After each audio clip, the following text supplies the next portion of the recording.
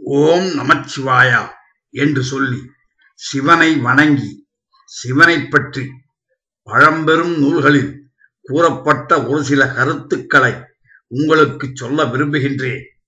சுமேரிய மக்களால் இயவுள் என்று வணங்கப்பட்ட ஈசன் ஜெருசலேத்தில் ஜீசஸ் என்று அழைக்கப்பட்டதாக வரலாறுகள் சொல்லுகின்றன.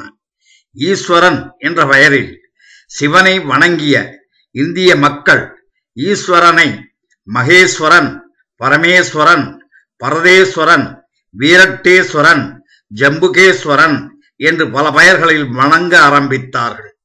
வேதத்தில் ஈஸ்வரா சர்வபூதானாம் என்று சொல்வார்கள். இதன் பொருள் ஈஸ்வரன் பல பெயர்களில் பல வடிவங்களில் உலகெங்கும் நிறைந்திருக்கின்றான் என்பதே ஆகும்.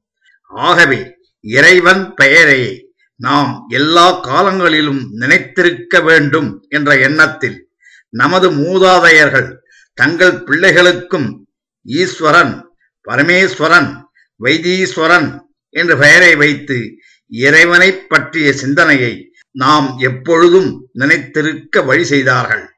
சிவனின் பக்தனாக விளங்கிய ராவணன் ராவணேஸ்வரன் என்று மக்களால் அழைக்கப்பட்டான். பாண்டிய மன்னர்கள் சைவ நெறி தவறாமல் அரசாட்சி செய்தார்கள். சிவனே தங்கள் உடலுடன் ஒன்றி இருப்பதாக அவர்கள் கருதினார்கள். சிவனும் பார்வதியும் ஒரே உடலில் இணைந்திருக்கும் தத்துவத்தின் விளக்கமே அர்த்தநாரீஸ்வரர்.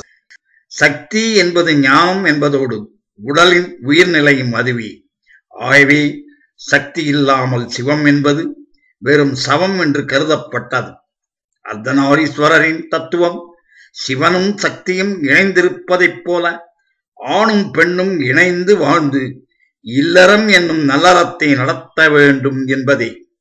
உலகின் தந்தையாகவும் தாயாகவும் சிவனும் பார்வதியும் விளங்குவதோடு கண்ணபெருமான் பகவத்கீதையில் கூறியபடி நீ யாரை வணங்கினாலும் எப்படி வணங்கினாலும் அது என்னையே பரம்பொருளையே வந்து அடையும் என்று கூறி ஈஸ்வரனை பல பெயர்களில் வணங்கினாலும் அவர் ஒன்றே என்று தன் விஸ்வரூப தரிசனத்தில் காட்டியுள்ளார். விஷ்ணு, கிருஷ்ணா, சிவா, துர்கா என்ற பெயர்களில் நாம் கடவுளை வணங்கினாலும் அவைகள் யாவும் உருவமற்ற கடவுள் ஒருவரே என்பதை விளக்குகின்றன. ஈஸ்வரா என் குறைகளை தீர்த்துவை என்று சொல்லும் வழக்கம் நெடுங்காலமாக நமது நாட்டில் நடைமுறையில் இருந்து வருகிறது. லெமூரிய பழங்குடி தமிழர்களும் ஈஸ்வரா என்றே இறைவனை அழைத்து வந்தனர். லெமூரிய நாகரிகத்தை ஒட்டியே பல வழக்கங்கள் பரவி இருந்தன. பழங்கால லெமூரிய மக்கள் சிவனை லிங்க வடிவில் வழிபட்டதற்கு ஏராளமான ஆதாரங்கள் உள்ளன. பழங்கால குமரிக்கண்டத்து மன்னர்களும் தங்கள் பெயர்களுடன் சிவனின் பெயர்களையே இணைத்துக் கொண்டார்கள். அவர்களில் மன்னர் குமாரவேல் கிறிஸ்து பிறப்பதற்கு 1458 ஆண்டுகளுக்கு முன்பாக சூரபத்மன் என்னும் அரக்க குணம் கொண்ட அரசனை பாகாதி ஆற்றங்கரையில் வென்றதற்கான ஆதாரங்களும் ஏராளமாக உள்ளன. அதை போன்றே நிலம் தரும் திருவீர பாண்டியன் என்ற மன்னனை சிவா என்ற பெயரில் மக்கள் அழைத்தனர். இதைப் போலவே சிவனுக்கு தாட்சாயணி என்னும் தன் மகளை மணமுடித்து கொடுத்த தட்சன் வாழ்ந்த காலமும் கிறிஸ்து பிறப்பிற்கு 18,000 ஆண்டுகளுக்கு முன் என்பது சுவாமி சாக்கியானந்தா, பேராசிரியர் கே. சீனிவாசராகவன் போன்றவர்களால் நிரூபணம் செய்யப்பட்டுள்ளது. தட்சசீலத்தில் வடமேற்கு பகுதியை தட்சன் ஆண்டு வந்தான்.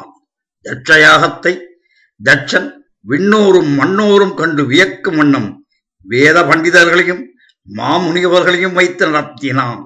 ஆனால் அந்த யாகத்திற்கு தட்சன் சிவனை மட்டும் அழைக்கவில்லை. சிவனின் கட்டளையை மீறி தாட்சாயணி தட்சனின் யாகத்திற்கு சென்றாள். அங்கு தன் தந்தை சிவனை பற்றி தவறான வார்த்தைகளை கூறவே மனவருத்தமடைந்த தாட்சாயணி யாக குண்டத்தில் தன்னையே அர்ப்பணித்துக் கொண்டாள். இதை அறிந்த சிவன் அங்கு தோன்றி தாட்சாயினியை காப்பாற்றினான்.